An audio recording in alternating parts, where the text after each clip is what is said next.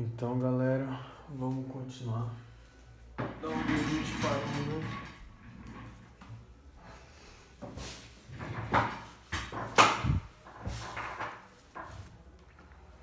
Então, a gente parou em fungos. Então, vamos lá, né? Agora a parte de fungos, retomando aí essa parte aqui dos agentes, né, das doenças infecciosas.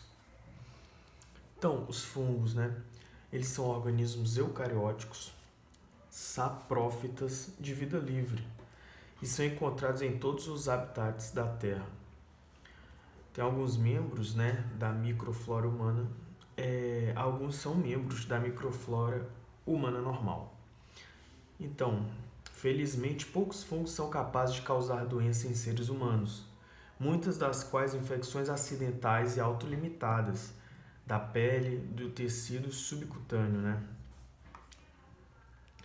Então, as infecções fúngicas graves são raras e geralmente iniciadas por feridas penetrantes ou inalação. Apesar da sua natureza geralmente inofensiva, os fungos podem causar doenças oportunistas graves, com risco de vida para o indivíduo, quando a capacidade de defesa do hospedeiro, né, do indivíduo, é prejudicada. Então, os fungos eles podem ser classificados em dois grupos. Quais são esses grupos, né? Que os fungos podem ser classificados? Leveduras e bolores, com base em diferenças rudimentares na sua morfologia.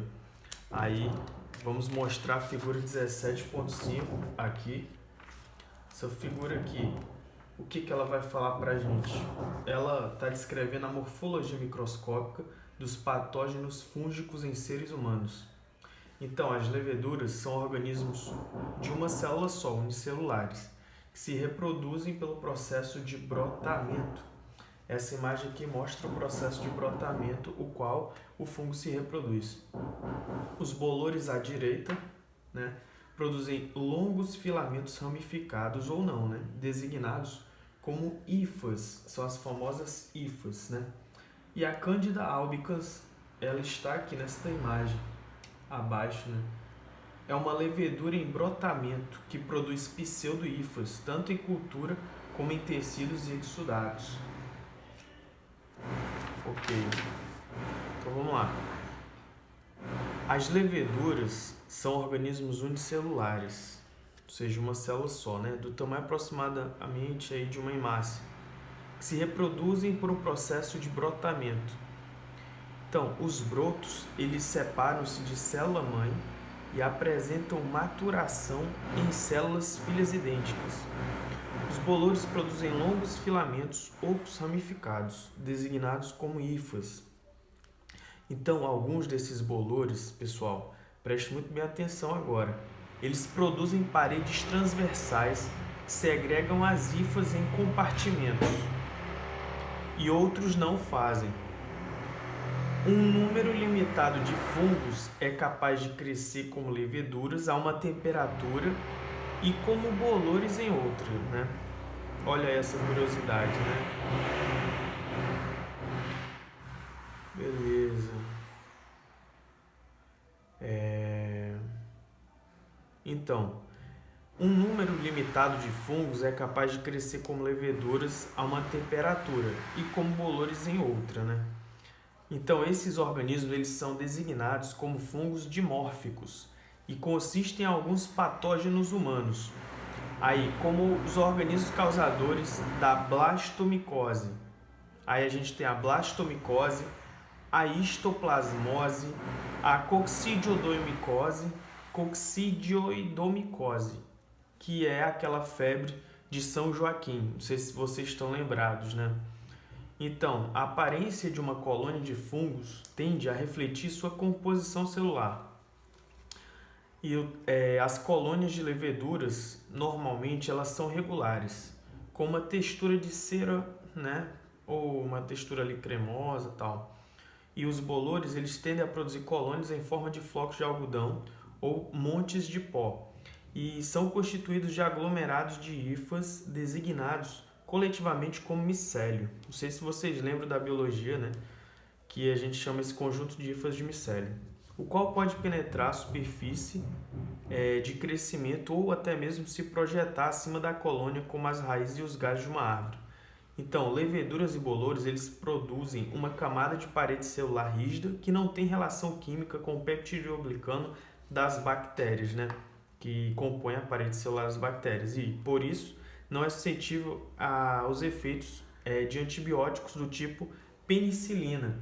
Ou seja, a penicilina não vai atuar nos fungos, porque a composição da parede celular rígida é diferente da composição dos peptidoglicanos da bactéria. Sabendo disso, vamos falar de outro assunto aqui, né? Então, da reprodução dos fungos. Muitos fungos são capazes de reprodução sexuada ou assexuada. O primeiro processo envolve a fusão dos zigotos com a produção de um zigosporo recombinante, ou zigosporo recombinante. Então, a reprodução assexuada envolve a formação de esporos muito resistentes, designados como conídeas ou esporangioesporos, transportados por estruturas especializadas que vão originar as hifas, né? Na verdade, que se originam das hifas. Os bolores são identificados no laboratório pela característica aparência, né, microscópica das estruturas de brotação assexuada e os esporos também. Então, assim como os patógenos bacterianos em seres humanos, os fungos podem produzir doenças em hospedeiros humanos unicamente se puderem crescer a temperatura do local do corpo infectado, né?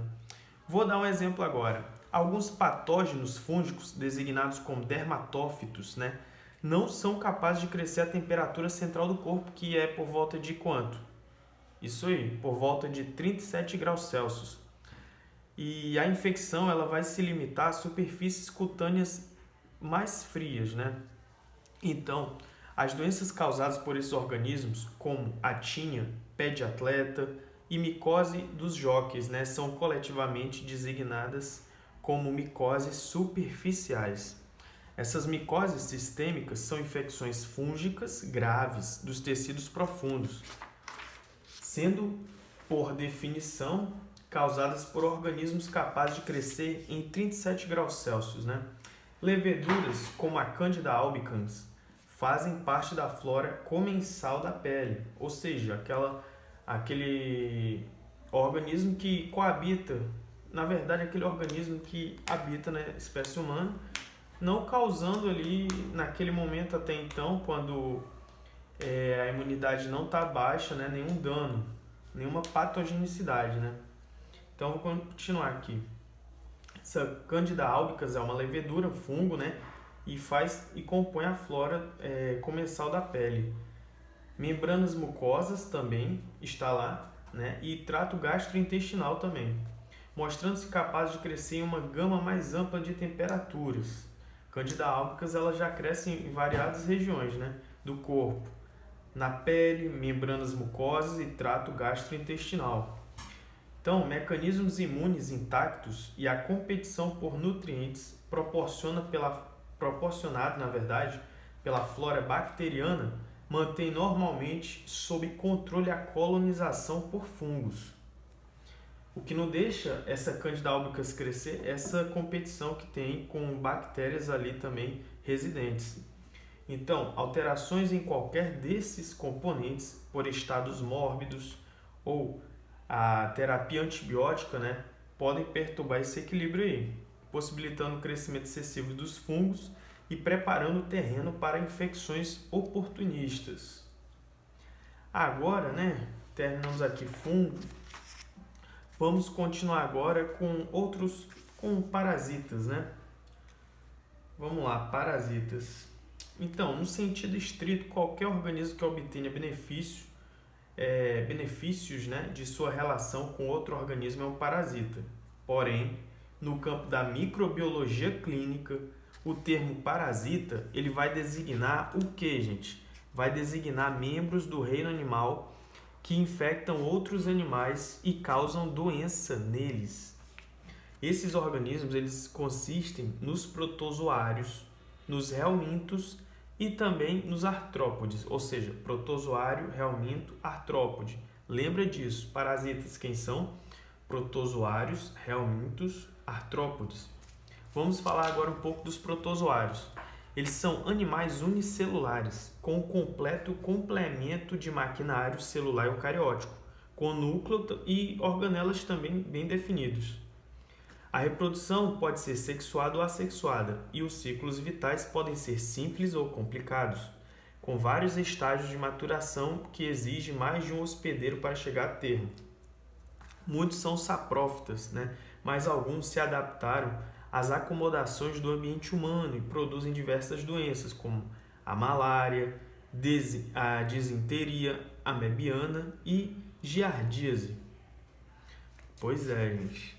As infecções por esses protozoários podem passar diretamente de um hospedeiro para outro, como por contato sexual, indiretamente por água ou até mesmo alimentos contaminados, ou ainda por meio de um artrópode vetor, A transmissão direta ou indireta decorre da ingestão de cistos ou esporos muito resistentes, lançados nas fezes de um hospedeiro infectado, por exemplo.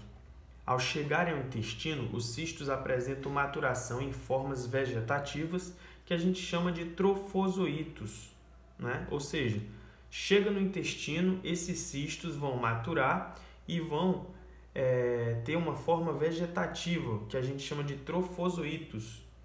E esses trofozoítos são capazes de reprodução assexuada ou da formação de cistos.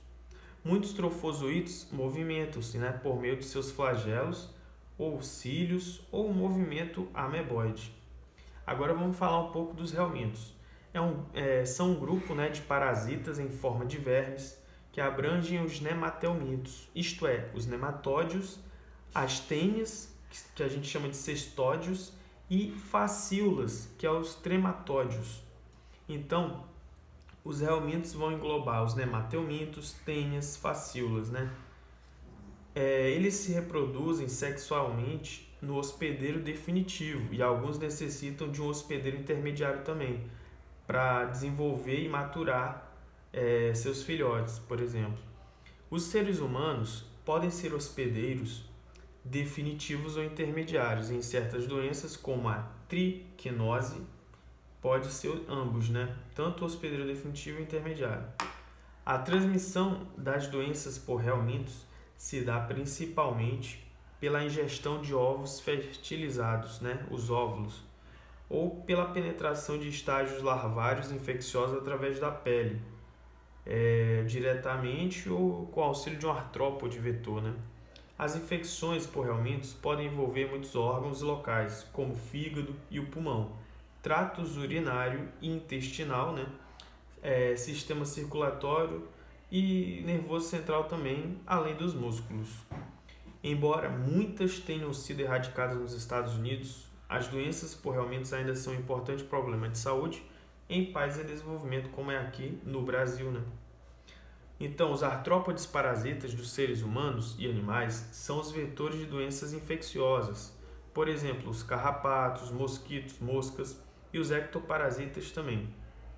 Estes últimos ectoparasitas infestam as superfícies corporais externas e causam danos teciduais ou inflamações localizadas, secundariamente aplicada ou a ação de cavar do artrópode. Os ectoparasitas mais proeminentes nos seres humanos são os acarinos, que provoca a escabiose, o bicho do pé, piolhos, cabeça, corpo, pelos pubianos e pulgas também.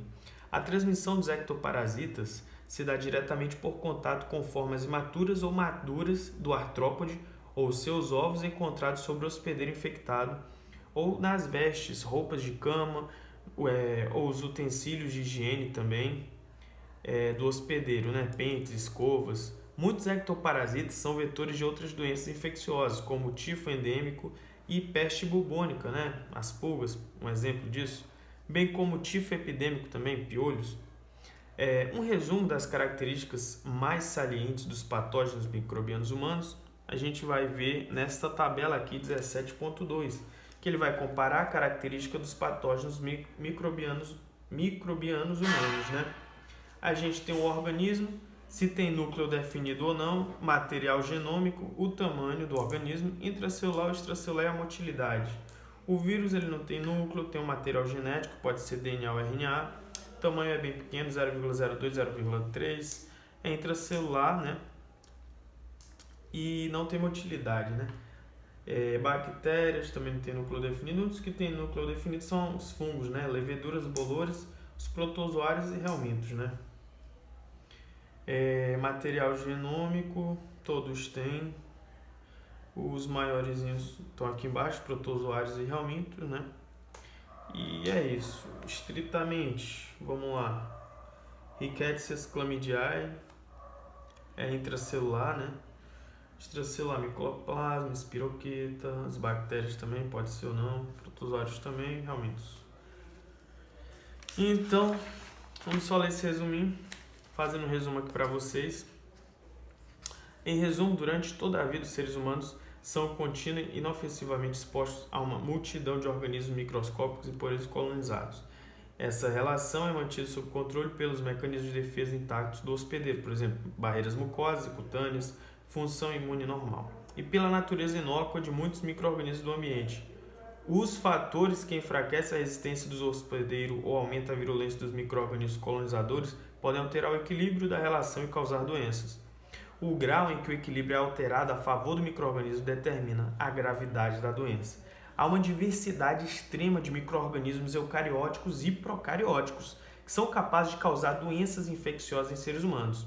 Os eucariotes e procariotes contêm todas as enzimas necessárias à sua replicação e possuem equipamento biológico que é necessário à produção de energia metabólica. Por isso, os eucariotes e procariotes diferem dos vírus, que dependem das células do hospedeiro para essas funções necessárias. Os príons, são partículas proteicas infecciosas capazes de causar doenças, como a doença de Creutzfeldt e Jakob em seres humanos e a doença da vaca louca em animais. Com o advento da terapia médica imunossupressora e de doenças imunossupressivas, como a AIDS, houve um significativo aumento no número e tipo dos patógenos microbianos potenciais, os chamados patógenos oportunistas.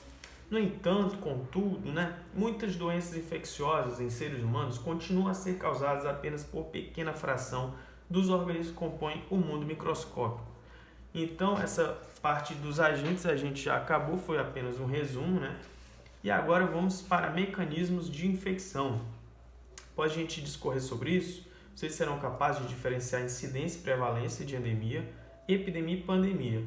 Vocês vão ser capazes de usar conceitos de incidência, porta de entrada, origem da infecção, sintomatologia, evolução da doença, local de infecção, agente característico do hospedeiro para explicar esses mecanismos das doenças infecciosas.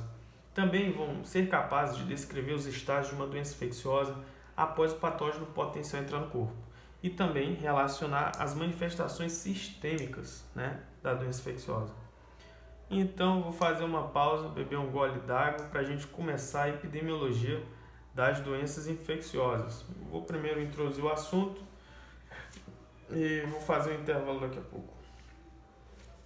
Vamos lá. A epidemiologia, no contexto desse tema agora, dessa parte, é o estudo dos fatores, eventos e circunstâncias que influenciam a transmissão das doenças infecciosas entre seres humanos. O objetivo final da epidemiologia é elaborar estratégias que interrompam ou eliminem a disseminação de um organismo infeccioso. Para conseguir isso, as doenças infecciosas têm de ser classificadas de acordo com a incidência, porta de entrada, a origem, sintomas, evolução da doença, local da infecção e fatores de virulência, para que os surtos potenciais possam ser preditos e abordados ou tratados de modo apropriado. Cada uma dessas categorias é discutida em detalhes, com exceção dos organismos do hospedeiro, já revistos. A epidemiologia é uma ciência de proporções. Tem-se de calcular a frequência esperada de determinada doença infecciosa para que possam ser observadas as alterações graduais ou abruptas na frequência. O termo incidência é usado para descrever o número de casos novos de uma doença infecciosa que ocorre numa população definida, por exemplo, por 100 mil habitantes, num período estabelecido, mensalmente, trimestralmente, anualmente. Já a prevalência da doença indica o número de casos ativos numa dada ocasião. Uma doença será considerada endêmica, né, numa região geográfica específica se a incidência e a prevalência forem esperadas e relativamente estáveis. Uma epidemia indica um aumento abrupto e inesperado na incidência da doença, acima da frequência endêmica. Já uma pandemia designa a disseminação de uma doença além dos limites continentais, né, como a gente está vendo agora. O advento das viagens internacionais rápidas aumentou a probabilidade de transmissão pandêmica dos micro-organismos patogênicos. Então, né, só para dar uma revisada. A epidemiologia é o quê? O estudo dos fatores, eventos e circunstâncias que influenciam a transmissão das doenças infecciosas nas populações humanas. A epidemiologia ela focaliza a incidência, o número de casos novos, e prevalência, o número de casos ativos num dado momento, de uma doença infecciosa. A origem da infecção, sua porta de entrada, local de infecção, fator de virulência do organismo infectante, os sinais e sintomas de infecção e sua evolução também. Então, tem por objetivo final dos estudos epidemiológicos, né, são a interrupção da disseminação de doenças infecciosas e sua erradicação, né? Isso aí. Então, como uma ilustração desses princípios, né, um surto de uma encefalite, por exemplo. O que é encefalite? É a inflamação do cérebro, né, por arborvírus, um vírus transmitido por um inseto, né? Suspeitada foi reconhecido na área metropolitana da cidade de Nova York no outono de 99. Começando em agosto, as autoridades locais observaram uma incidência maior de encefalite. Ao final de setembro, haviam sido relatados na área 17 casos confirmados e 20 casos prováveis, com 4 mortes. Estudos dos anticorpos produzidos pelos indivíduos infectados sugeriram que as doenças eram causadas pelo vírus da encefalite de St. Louis, classificado como um flavivírus, endêmico nos Estados Unidos e transmitido por pássaros e roedores infectados a seres humanos por mosquitos, né? Durante o mesmo período, os profissionais de saúde pública notaram também um aumento das mortes em várias populações de pássaros na referida cidade dos Estados Unidos, especialmente corvos. Os pássaros apresentavam ainda meningoencefalite e miocardite também, que é a inflamação do coração, né? Amostras de tecidos dos pássaros foram enviadas ao National Veterinary Service Laboratory em Ames, em Iowa, nos Estados Unidos, e ao Center for Disease Control and Prevention em Atlanta, né? Para grande surpresa dos pesquisadores, o vírus isolado dos pacientes e pássaros em Nova York parecia ser o do oeste do Nilo, né? WNV, que é do inglês West Nile Virus. Um vírus endêmico na Europa, África e Oriente Médio que nunca antes havia sido isolado dos Estados Unidos. Por isso, o surto de encefalite pelo WNV não foi apenas uma epidemia, mas sim uma pandemia, porque a doença atravessou os limites de um continente pela primeira vez. Agora vamos passar para a porta de entrada. Então, a porta de entrada designa o processo pelo qual um patógeno penetra no corpo, tem acesso a tecidos suscetíveis e causa doença, né? Entre os modos potenciais de penetração encontram-se a penetração, o contato direto, ingestão e também inalação. Penetração. Qualquer ruptura da integridade da barreira da superfície corporal, como a pele ou as membranas mucosas, é um local potencial para invasão de micro-organismos. A ruptura pode ser consequente à lesão acidental que ocasiona abrasões, queimaduras ou feridas penetrantes. Procedimentos médicos como cirurgia ou cateterismo, processo infeccioso primário produzindo lesões, né, de superfície, como a varicela ou impetigo, né? Impetigo que causa Streptococcus pyogenes, pode causar impetigo, né? Staphylococcus aureus causa impetigo bulhoso. O crostoso é o piógenes, que é um streptococcia, né? Tratamento, penicilina G, se a pessoa for alérgica, dá uma eritromicina, clindamicina, né? Beleza. É isso aí. Vamos continuando. Ou a inoculação direta por uso de drogas endovenosas ou mordidas de animais, ou artrópodes, né? O último modo de transmissão pode ser extremamente perigoso, né? Porque grande número de organismos pode ter acesso direto a locais vitais, contornando assim os sistemas primários de defesa imune do hospedeiro. Contato direto. Então, alguns patógenos são transmitidos diretamente por tecidos infectados ou secreções a membranas mucosas intactas expostas, sem pré-requisito de barreiras mucosas lesadas.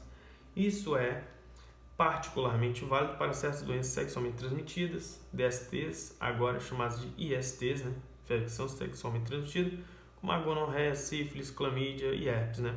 Em que a exposição das membranas não infectadas a patógenos se dá durante o contato íntimo. A transmissão das ISTs, né, não se limita ao contato sexual. Pode haver a transmissão vertical desses organismos da mãe para o filho, através da placenta ou durante o parto, quando as membranas mucosas da criança entram em contato com as secreções vaginais infectadas da mãe. A doença infecciosa transmitida da mãe para a criança durante a gestação ou parto é classificada como infecção congênita. As infecções congênitas mais frequentemente, né, observadas são o parasita Toxoplasma gondii, né? Outras doenças infecciosas, rubéola, citomegalovírus e vírus herpes simples, né? As infecções ditas TORC, né? Do inglês Toxoplasma gondii, Other Infectious Disease, né? Rubéola, né? O C de citomegalovírus e o H de herpes simplex viruses, assim como a varicela zoster, que é a varicela, o parvovírus B19, Streptococcus grupo B, Streptococcus agalactiae, né? E HIV também. Então são essas aí, o TORC, toxoplasmose, outras doenças infecciosas, rubéola, citomegalovírus, herpes, e aqui no outras eu vou ter quem? Varicela zoster, HIV, parvovírus B19, né? Beleza. E ainda o Streptococcus do grupo B, que é o Streptococcus agalactiae, né? Então, dessas, a infecção pelo citomegalovírus é sem dúvida a causa mais comum de infecção congênita nos Estados Unidos, afetando praticamente 1% dos recém-nascidos. Todavia, mais de 6 mil mulheres infectadas pelo HIV, bem maior, pelo HIV, dão à luz a cada ano nos Estados Unidos, e o número pode ser bem maior, né, em países em desenvolvimento. Com uma chance de transmissão vertical de 13 a 30%, o HIV vem rapidamente adquirindo estatura como infecção congênita transmitida, né? A gravidade dos efeitos congênitos associados a tais infecções depende muito da idade gestacional do feto quando há a transmissão, porém, muitos desses organismos podem causar retardo mental profundo e déficits neurosensoriais, como cegueira e perda auditiva. O HIV raramente produz sinais e sintomas francos no recém-nascido infectado e às vezes passam-se anos até que esses efeitos da doença se manifestem. Agora, por ingestão. A entrada de micro-organismos patogênicos ou seus produtos tóxicos através da cavidade oral e trato gastrointestinal constitui um dos meios mais eficientes de transmissão de doenças em seres humanos. Muitas infecções bacterianas, viróticas e parasitárias, né, como cólera, febre tifoide, disenteria, amebiana e a bacilar, né, intoxicação alimentar, diarreia dos viajantes, criptosporidiose e hepatite A, né, são iniciadas pela ingestão de alimento ou água contaminados. Esse mecanismo de transmissão exige que o organismo infeccioso sobreviva ao baixo pH, bem como a atividade enzimática das secreções gástricas e a ação peristáltica do intestino em número suficiente para estabelecer uma infecção, uma dose infecciosa, digamos assim. Os patógenos ingeridos também têm de competir com êxito com a flora bacteriana normal do intestino pelas necessidades nutricionais. As pessoas que possuem reduzida acidez gástrica, né, designada como acloridria, né? Tem gente que tem acloridria. O que é isso? É quando a acidez gástrica dela é diminuída. Então a gente fala que ela é acloridria, né? Devido à doença ou medicação mesmo, né? São mais suscetíveis a essas infecções devido à ingestão, né, de alimentos ou água contaminada, porque o número de micro-organismos que sobrevivem ao ambiente gástrico é maior. A ingestão também é postulada como meio de transmissão da infecção pelo HIV da mãe para a criança durante a amamentação. Agora vamos para a inalação.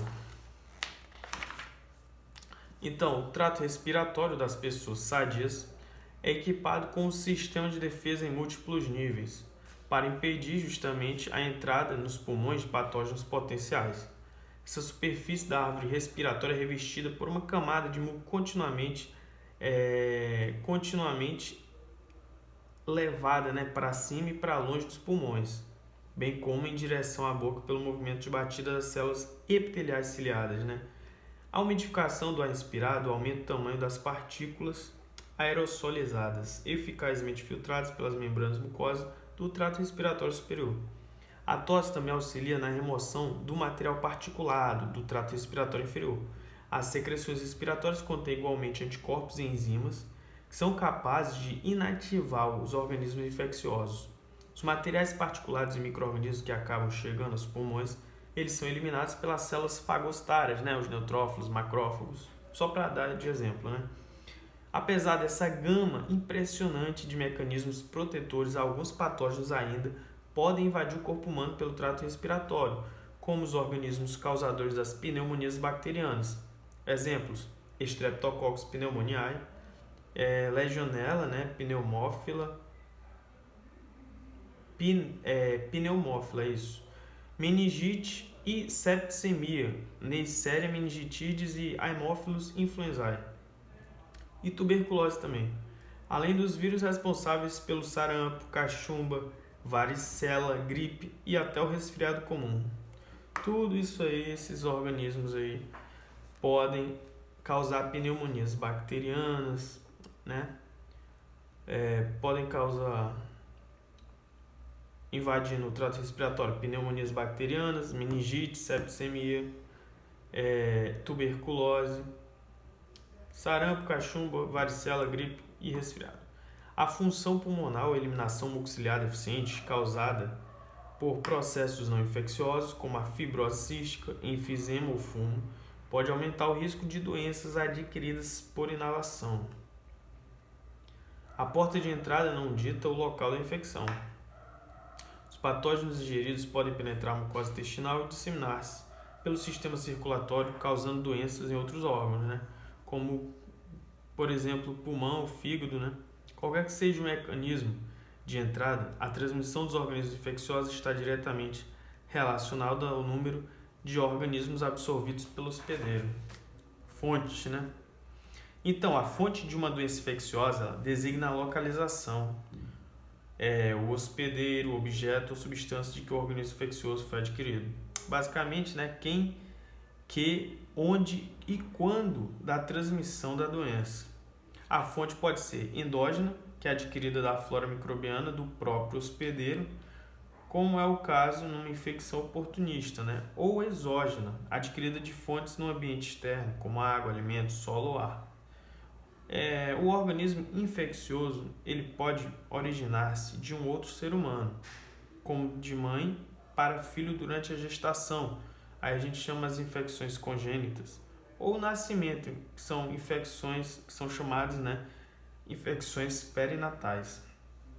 As zoonoses são uma categoria de doenças infecciosas que passam de uma outra espécie animal para os seres humanos.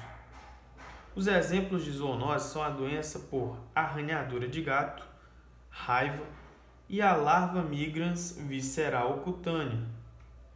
A disseminação das doenças infecciosas, como a doença de Lyme, malária, tripanossomíase, encefalite por arbovírus, né, que é o vírus da encefalite do oeste do Nilo, e de Saint-Louis, né, por artrópodes vetores já foi mencionada, né, a gente já falou.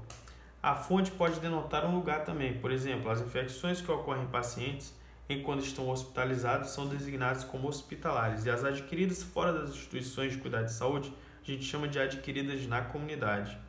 A fonte também pode se referir à substância corporal, que é o veículo mais provável da transmissão, como as fezes, sangue, líquidos corporais, secreções respiratórias e até mesmo urina, né? As infecções podem ser transmitidas de uma pessoa a outra por objetos inanimados comuns, né? Que a gente chama de fomes, né? Contaminados, né, esses objetos por líquidos corporais infectados. Um exemplo desse mecanismo de transmissão é a disseminação do HIV e do vírus da hepatite B pelo uso de seringas compartilhadas por usuários de drogas endovenosas. A infecção também pode se disseminar por uma combinação complexa de fonte, porta de entrada e vetor. O bem divulgado surto da síndrome pulmonar pelo hantavirus de 1993, né, lá no sudoeste dos Estados Unidos, é um exemplo típico disso aí. Essa doença virótica foi transmitida a seres humanos pela inalação de poeira contaminada por saliva, fezes e urina dos roedores infectados. Agora a gente vai falar um pouco da doença em si, né? Antes disso, da sintomatologia. Então, o termo sintomatologia vai designar a coleção de sinais e sintomas expressos pelo hospedeiro no decorrer da evolução da doença, o que é também designado como quadro clínico ou manifestação inicial da doença, e pode ser característico de um dado organismo infeccioso. Em termos de fisiopatologia, sintomas são a expressão externa da luta entre o organismo invasor e a resposta inflamatória e imune retaliatória, né, do hospedeiro. Esses sintomas de uma doença infecciosa podem ser específicos e refletir o local da infecção. Por exemplo, diarreia, erupção cutânea, convulsões, hemorragia, pneumonia. Então, se for uma diarreia, provavelmente a infecção é a nível de trato gastrointestinal. Se for uma erupção cutânea, obviamente, pode ser sistêmica ali na pele, convulsões, cérebro, né, no encéfalo, hemorragia, no local da hemorragia, pneumonia no pulmão e tal. Então, reciprocamente, sintomas como febre, mialgia, cefaleia, letargia, são relativamente inespecíficos, né, e podem ser comuns a várias doenças infecciosas, como o os sintomas do hospedeiro doente podem ser óbvios, como no caso da varicela ou do sarampo, né? Outros sintomas ocultos, como a hepatite ou o aumento da contagem dos leucócitos, podem necessitar de testes laboratoriais para detectar, né? O reconhecimento e documentação precisos da sintomatologia pode auxiliar no diagnóstico de uma doença infecciosa. Então, vamos lá agora para evolução da doença. Um instantinho, beber um pouquinho de água. Evolução da doença.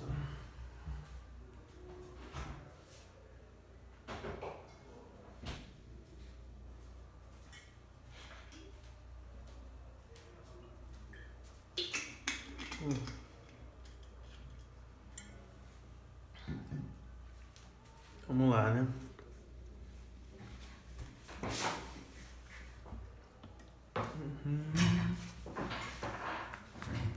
Evolução da doença.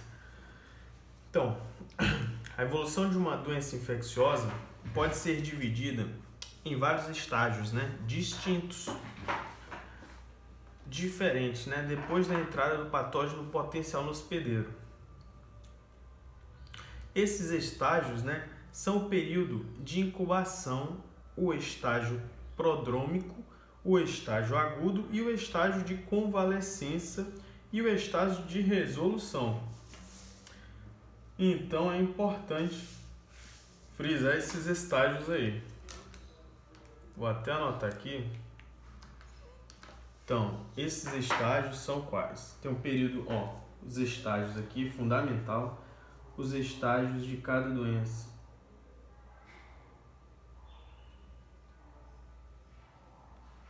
Muito bacana. Vamos lá.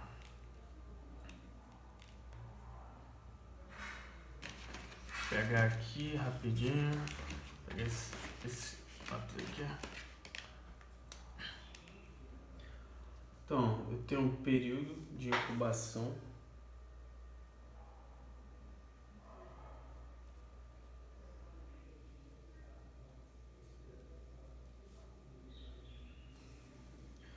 Período de incubação, o estágio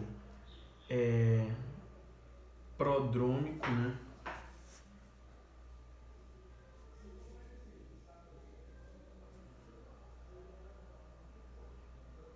Prodrômico.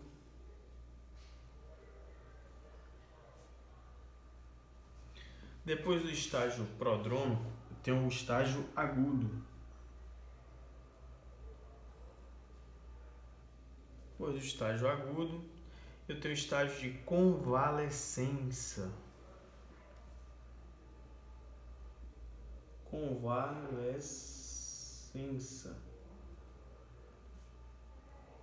Convalescença, né?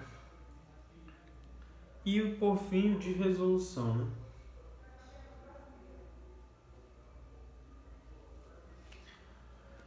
Ok, né? Bem. E aí ele vai mostrar aqui na figura 17.6 um gráfico que mostra os estágios de uma doença infecciosa primária conforme aparecem em relação à gravidade dos sintomas e ao número de organismos infecciosos. O limiar clínico corresponde à expressão inicial de sintomas reconhecíveis e o limiar crítico indica o pico de intensidade da doença. Então a gente vê aqui, ó, gravidade de doença, né? Replicação dos patógenos no eixo das ordenadas, né? Já no eixo das abscissas a gente tem infecção, que é o momento inicial. Período de incubação, que é o período que vai de quando o organismo hospedeiro é infectado e a penetração do agente infeccioso até a manifestação dos sintomas, que se dá aqui no prodrômico, né? E aqui, estágio agudo da doença. A doença não é subclínica, ela atinge um pico ali no limiar crítico e depois tem o estágio de convalescência, que o paciente vai melhorando. E a resolução por fim, né? Quando a doença é crônica, essa replicação do patógeno ela não acaba, o patógeno não é eliminado, né? Mas diminui a gravidade da doença. Excelente gráfico. Então vamos lá, continuar. Os estágios baseiam-se na progressão e intensidade dos sintomas do hospedeiro ao longo do tempo, né? A duração de cada fase e o padrão da doença global podem ser específicos de diferentes patógenos, auxiliando assim no diagnóstico de doença infecciosa. O período de incubação é a fase em que o patógeno inicia a replicação ativa, sem produzir sintomas reconhecíveis no hospedeiro. Tal período pode ser curto, como na salmonelose, 6 a 24 horas, né? É rapidinho, muito curto o período de incubação aí da salmonelose. Ou prolongado, né? Como o da hepatite B, leva de 50 a 180 dias, né? O período de incubação aí da doença da hepatite B. O HIV também leva de meses a anos, né? Então, a duração de um período de incubação pode ser influenciada por outros fatores, como a saúde geral do hospedeiro, a porta de entrada e a dose infecciosa do patógeno. Então, a característica típica do estágio prodrômico é o aparecimento inicial de sintomas no hospedeiro, embora as manifestações clínicas durante esse período possam ser unicamente vaga sensação de mal-estar, né? O hospedeiro pode apresentar febre baixa, mialgia, cefaleia e fadiga, né? Alterações constitucionais comuns a muitos processos mórbidos. A duração do estágio prodrômico pode variar consideravelmente de um hospedeiro a outro. O estágio agudo é o período em que o hospedeiro sofre o impacto máximo do processo infeccioso, correspondendo à rápida proliferação e disseminação do patógeno. Durante essa fase, subprodutos tóxicos do metabolismo microbiano, a lise celular e a resposta imune organizada pelo hospedeiro combinam-se para produzir danos teciduais e inflamação. Esses sintomas do hospedeiro são pronunciados e mais específicos, né, que no estágio prodrômico, e vai caracterizar aí, geralmente patógenos e os locais de envolvimento. Agora, período de convalescência, né? Ele é caracterizado pela contenação da infecção, a eliminação progressiva do patógeno, o reparo do tecido lesado e a resolução dos sintomas associados. De modo semelhante ao período de incubação, o tempo necessário à convalescência completa pode ser de dias, semanas ou meses, dependendo do tipo de patógeno e voracidade da resposta imune do hospedeiro. A resolução e a eliminação total de um patógeno no corpo sem sinais e sintomas residuais da doença. São reconhecidas várias exceções notáveis às manifestações iniciais clássicas de processo infeccioso. As doenças infecciosas crônicas têm evolução acentuadamente protraída e às vezes irregular, né? O hospedeiro ele pode apresentar sintomas de processo infeccioso continuamente ou esporadicamente por meses ou anos, sem uma fase de convalescença, né? Já a doença subclínica ou subaguda, né? Evolui da infecção à resolução, ou seja, vai a partir da infecção à resolução, sem sintomas evidentes clinicamente, né? Uma doença é designada como insidiosa quando a fase prodrômica é prolongada, né? Uma doença fulminante caracteriza-se pelo início abrupto de sintomas com manifestações prodrômicas reduzidas ou inexistentes. As infecções fatais são variantes da evolução típica da doença.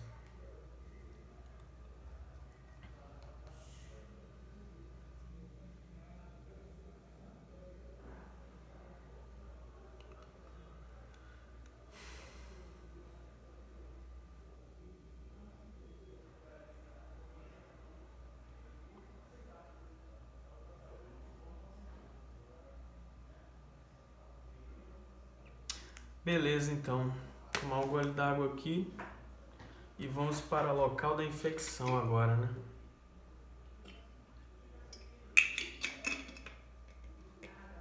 Já passou aí uns 15 minutos. Vamos lá. Local da infecção. Então, a inflamação de um local anatômico é geralmente designada pela adição do sufixo "it", né, ao nome do tecido envolvido. Por exemplo, bronquite, infecção dos brônquios e bronquíolos. Encefalite, infecção cerebral. Cardite, infecção do coração. Entretanto, esses são termos gerais, né, e se aplicam igualmente bem à inflamação por causas infecciosas e não infecciosas. Agora, o sufixo "emia" é usado para designar a presença de uma substância no sangue.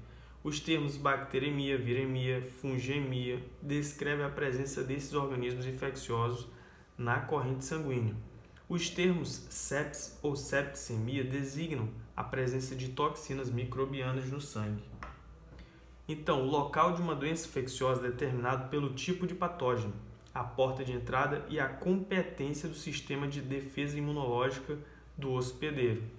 Muitos organismos patogênicos são limitados em sua capacidade de invadir o corpo humano. Vamos lá. O Mycoplasma pneumoniae, o vírus influenza, a Legionella pneumófila raramente causam doença fora do trato respiratório. As infecções causadas pela Neisseria gonorrhoeae restringem-se habitualmente ao trato geniturinário. Shigellose e a giardíase raramente se estendem além do trato gastrointestinal. Estas são consideradas doenças infecciosas localizadas. A bactéria Helicobacter pylori é uma causa significativa de úlceras gástricas e não é implicada em processos mórbidos em outras partes do corpo humano. Bactérias como a Neisseria meningitidis, um proeminente patógeno de crianças e adultos jovens, Salmonella typhi, a causadora da febre tifoide, e a Brucellose burgdorferi, o organismo da doença de Lyme, tendem a disseminar-se do local primário de infecção e envolver outros locais, órgãos e sistemas, Beleza. São exemplos de patógenos sistêmicos. Muitas infecções sistêmicas disseminam-se por todo o corpo por meio do sistema circulatório. Beleza.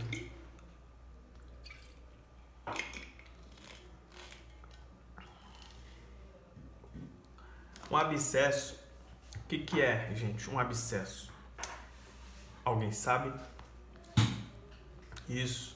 Um abscesso é um bolsão de infecção localizado, constituído de tecido desvitalizado, micro-organismos e os leucócitos, fagocitários do hospedeiro. Basicamente, um empate forçado no processo infeccioso.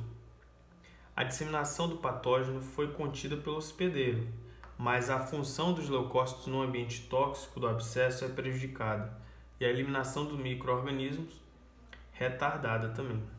Os abscessos geralmente têm de ser drenados para efetuar uma cura completa. Assim também as infecções de implantes biomédicos, como catéteres, válvulas cardíacas artificiais e implantes ósseos protéticos, raramente são curadas pela resposta imune do hospedeiro e a terapia antimicrobiana.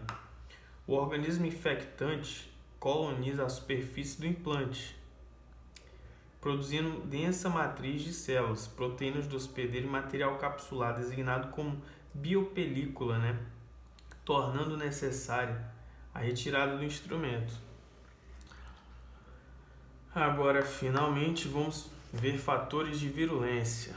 Então, para introduzir esse assunto, eu vou falar um pouco, dos fatores de virulência, antes de falar propriamente de cada um especificamente. Então, fatores de virulência são substâncias ou produtos gerados por organismos infecciosos que aumentam sua capacidade de causar doenças. Embora haja muitos tipos diferentes de produto microbiano que se ajustam a essa descrição, podem ser agrupados em 4 categorias gerais. E quais são essas categorias? Toxinas, fatores de aderência, fatores de evasão e fatores invasivos. E aí tem uma listagem para vocês nessa tabela aqui, 17.3. Aí a gente tem o fator, a categoria, o organismo e o efeito sobre o hospedeiro. Vamos dar um exemplo. O fator toxina do cólera. A categoria é uma exotoxina. O organismo é o Vibrio cholerae, que é uma bactéria, E o efeito dela é uma diarreia secretora. Tem a toxina difterica, que é uma exotoxina, produzida pela Corynebacterium diphtheriae, que é uma bactéria, claro, e inibe a síntese das proteínas. Lipopolissacarídeo, endotoxina, muitas bactérias gram-negativas produzem isso aí. Causa febre, hipotensão e choque. Toxina do choque tóxico também, que é uma enterotoxina, ou seja, a gente viu exotoxina, viu endotoxina e agora enterotoxina, que é causada pelo Staphylococcus aureus, provoca erupção cutânea, diarreia, vômito, hepatite. Hemaglutinina, aí já é uma categoria de aderência, o vírus influenza, e aí ela faz o estabelecimento da infecção, assim como os pelos ali, tem a aderência ali da Neisseria gonorrhoeae, leucocidina, que é a categoria de evasão, também pelo Staphylococcus aureus, que mata os fagócitos, A protease da IgA, que é produzida pelo Haemophilus influenzae, que vai inativar os anticorpos. A cápsula do Cryptococcus neoformans, que é uma levedura, é um fungo, vai impedir a fagocitose. Colagenase, que é invasivo da Pseudomonas aeruginosa, para penetrar nos tecidos. A protease fosfolipase, que é invasivo, respectivamente, protease Aspergillus, que é o bolor, e Clostridium perfringens, que é uma bactéria também. Tá bem, vamos ver os tipos aí de toxinas. Até 4 horas,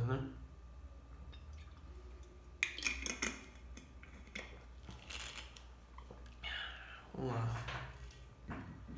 Então, toxinas são substâncias que alteram ou destroem o funcionamento normal do hospedeiro ou das células deste. A produção de toxinas é uma característica monopolizada principalmente por patógenos bacterianos, embora certos patógenos fúngicos e protozoários também elaborem substâncias tóxicas aos seres humanos.